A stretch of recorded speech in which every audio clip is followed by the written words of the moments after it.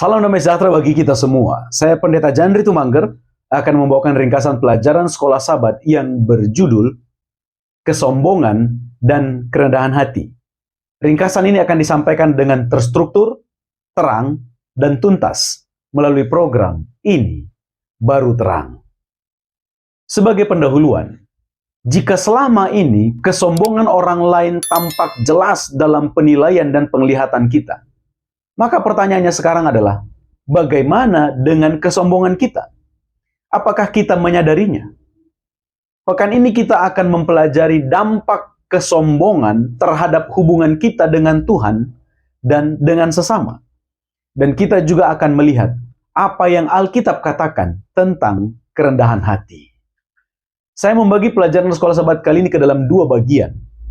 Yang pertama adalah tentang kesombongan dan kerendahan hati, fokus pelajaran di hari Minggu.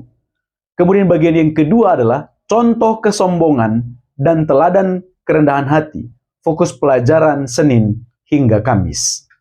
Mari kita masuk ke bagian yang pertama. Tentang kesombongan dan kerendahan hati, fokus pelajaran Minggu. Kita perhatikan tabel ini. Di bagian atas ada hari, kemudian ada tentang kesombongan, dan ada tentang kerendahan hati. Pada pelajaran hari Minggu, apa kata pelajaran kita tentang kesombongan? Kesombongan itu pertama muncul dalam diri Lucifer yang ingin menyamai yang maha tinggi.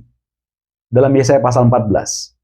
Kemudian Lucifer yang dibuang ke bumi, menanamkan keraguan dan kemudian menggoda Adam dan Hawa untuk mempercayai diri mereka melebihi mempercayai Tuhan. Kesombongan adalah merasa lebih penting atau lebih baik dari orang lain.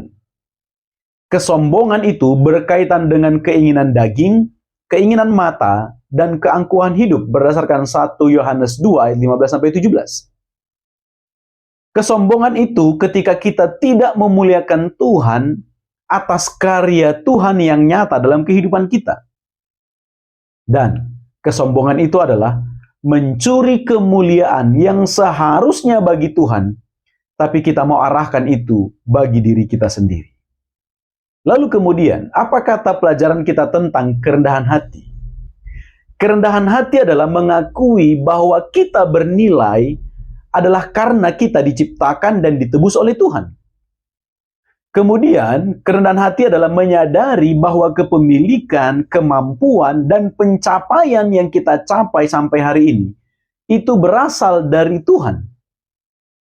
Dan kerendahan hati itu adalah ketika kita mampu berbangga, tapi kebanggaan kita karena kita menerima identitas sebagai ciptaan dan juga anak Allah. Ini fokus pelajaran untuk hari Minggu. Sekarang kita masuk ke bagian yang kedua, contoh kesombongan dan teladan kerendahan hati, fokus pelajaran Senin hingga Kamis. Kita perhatikan tabel ini, di atas ada hari, tokoh, kategori, dan juga tindakan. Di pelajaran hari Senin, tokohnya adalah seorang Farisi dan pemungut cukai. Ini adalah perumpamaan Tuhan Yesus. Yang pertama, orang Farisi. Ini adalah kategori contoh kesombongan. Apa tindakannya? Ia memamerkan tentang kehebatan dan pencapaian dirinya. Kemudian dia membandingkan dan merasa lebih baik dari orang lain. Dan sikap seperti ini, sikap meninggikan diri ini, akan direndahkan. Berdasarkan Lukas 18 ayat 14. Lalu kemudian ada juga pemungut cukai. Ini dikategorikan teladan kerendahan hati. Mengapa? Apa tindakannya? Pertama, dia menyadari keberdosaannya. Kemudian dia mengaku dosa dan juga memohon belas kasihan. Dan sikap seperti ini, sikap merendahkan diri ini akan ditinggikan berdasarkan Lukas 18 ayat 14. Itu untuk hari Senin. Sekarang kita ke pelajaran hari Selasa. Tokohnya adalah Musa. Ini dikategorikan sebagai teladan kerendahan hati. Apa alasannya? Tindakannya, dia menolak kekuasaan, kekayaan, dan kehormatan yang seharusnya dapat diterimanya di Mesir. Kemudian dia memilih menderita bersama dengan umat Tuhan. Selama 40 tahun di padang belantara di Midian, dia diajar bergantung kepada Tuhan. Kemudian, Musa dikenal seorang yang sangat lembut hatinya, lebih dari setiap orang yang ada di bumi ini, berdasarkan Bilangan pasal 12, ayat yang ketiga. Sekarang kita ke pelajaran di hari Rabu. Tokohnya adalah para murid.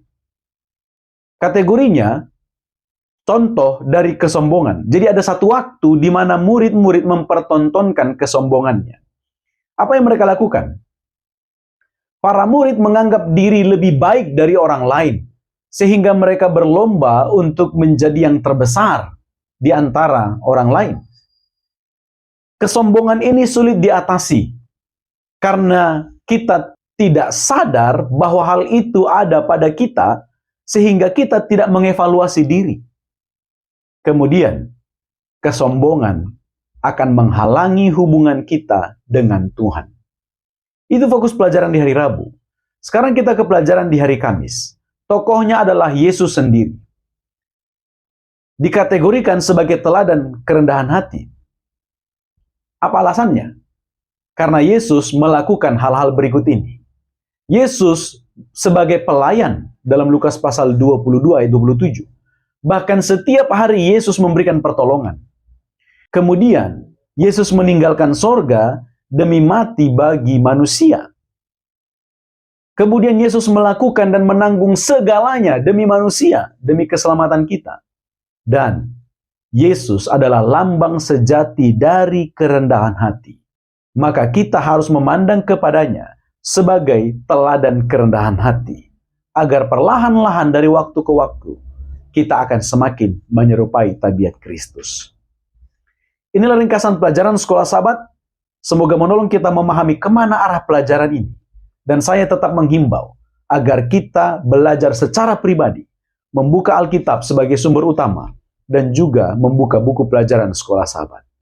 Sebagai kesimpulan, betapa berbahayanya kesombongan dan betapa indahnya kerendahan hati.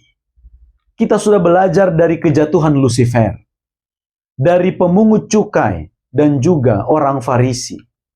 Kita juga melihat bagaimana kehidupan Musa. Bahkan kita melihat bagaimana para murid bergumul untuk menjadi orang yang terbesar di antara orang lain.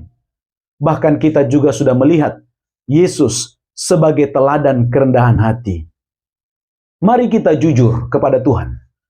Apakah ada area di dalam hidup kita di mana kita masih ingin untuk dilihat, dipuji, dihargai, melebihi pujian kepada Tuhan? Adakah pelayanan kita, keberhasilan kita, pencapaian kita yang secara diam-diam ingin kita gunakan untuk menarik pujian dan kemuliaan bagi diri sendiri? Yesus tidak menolak orang-orang berdosa yang mau datang dengan kerendahan hati kepada Yesus. Dia sedang menunggu kita untuk mengakui kelemahan, keberdosaan, dan kebutuhan kita darinya. Dia bahkan rela merendahkan dirinya untuk menjadi sama seperti manusia, bahkan sampai mati di kayu salib. Dia dapat merendahkan keangkuhan kita dan juga memenuhi kita dengan rohnya yang lemah lembut dan dengan kerendahan hati. Ini baru terang.